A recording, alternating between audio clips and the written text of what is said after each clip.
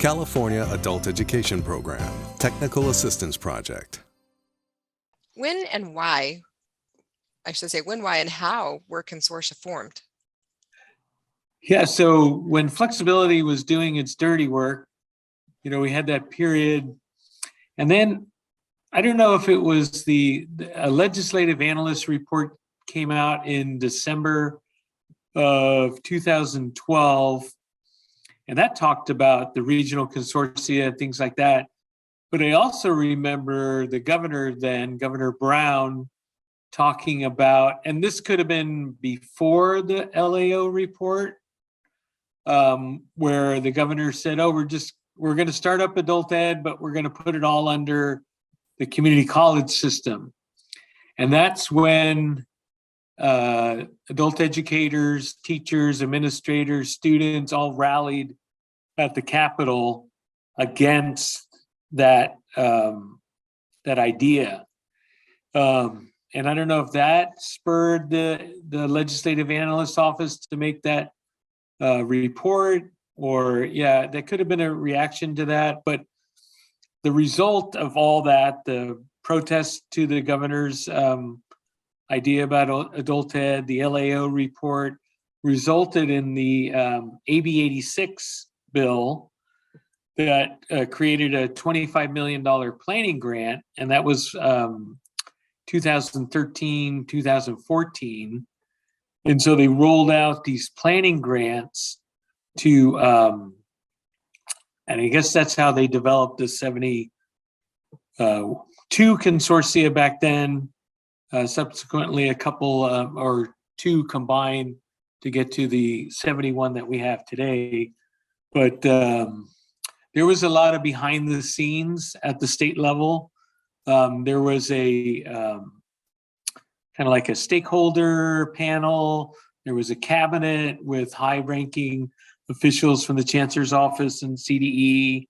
There was field reps. There was union reps. All kinds. There were so many people involved in that process, and that was all during the AB 86 days. And so, that's how we got to the boundaries being the community college boundaries. That's how we got the different partners and members involved. So a lot of this went through kind of these committees of, there was ACPO, there was AXA, there was CCAE, there was CTA, Federation of Teachers. All these groups were involved in this process. It was pretty intense. And so through all that and the planning grant, the 25 million, we were able to come together and develop some kind of framework around the regional consortia, which was based on those community college district boundaries. And we came up with something called a certification of eligibility. And you had to fill that out based on those 6 objectives.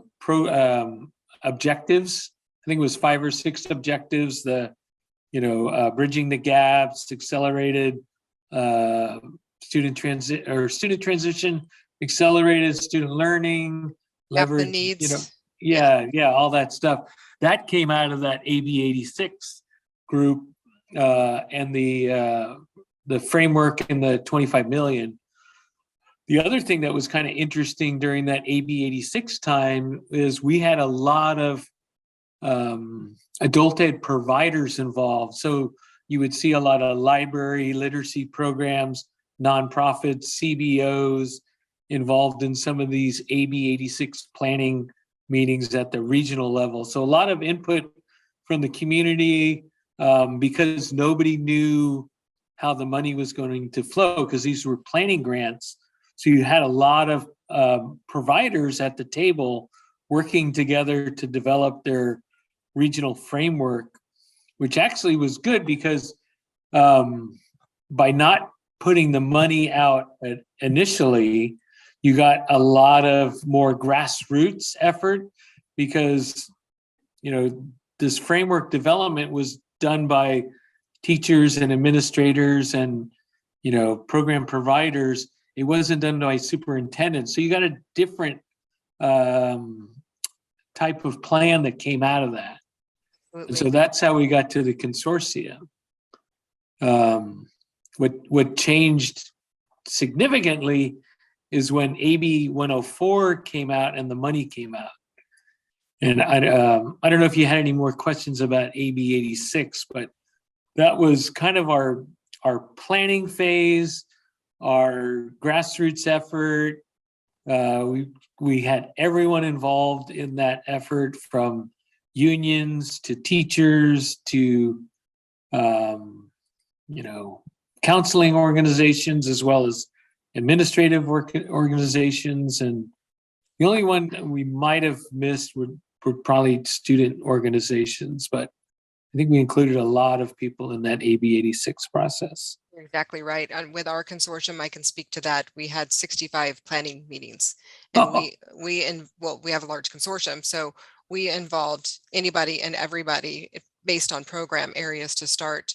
And it was really good because we were able to bring in the teachers, the counselors, the people that aren't the real people that deal with the students, boots on the ground kind of people. So definitely a good opportunity.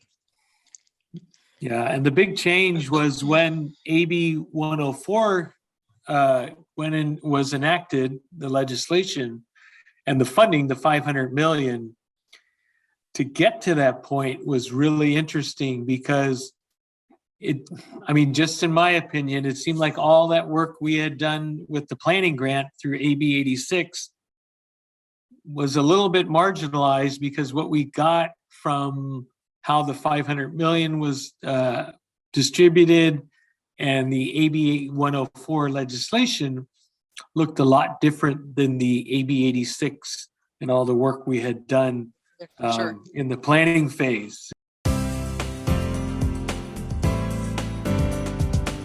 California Adult Education Program, Technical Assistance Project.